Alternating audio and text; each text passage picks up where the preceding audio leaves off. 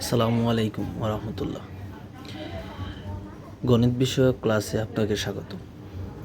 আজকে আমরা যে তিনটি প্রশ্ন নিয়ে কথা বলবো। প্রাথমিক গণিতের ভগ্নাংশ কাকে বলে, ভগ্নাংশ কত প্রকার, সাধারণ ভগ্নাংশ কত প্রকার।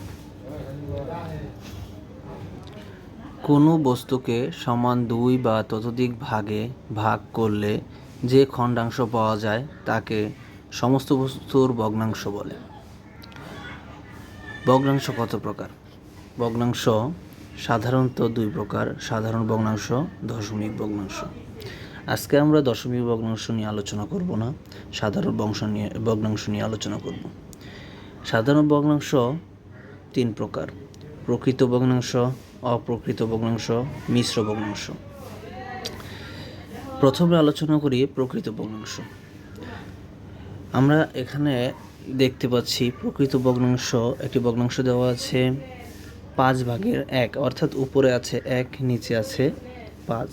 আমরা জানি ভগ্নাংশের নিচে যেটি থাকে সেটি হলো হর এবং উপরেরটি লব।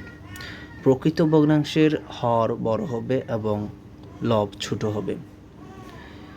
অপ্রকৃত ভগ্নাংশ তার বিপরীত, হর ছোট হবে, লব বড় হবে। আর 3 নম্বরে মিশ্র ভগ্নাংশ। মিশ্র ভগ্নাংশ হতে হলে একটি সমস্ত প্রয়োজন, অর্থাৎ এখানে দেখতে পাচ্ছি একটি ভগ্নাংশের আগে একটি স্বাভাবিক সংখ্যা আছে।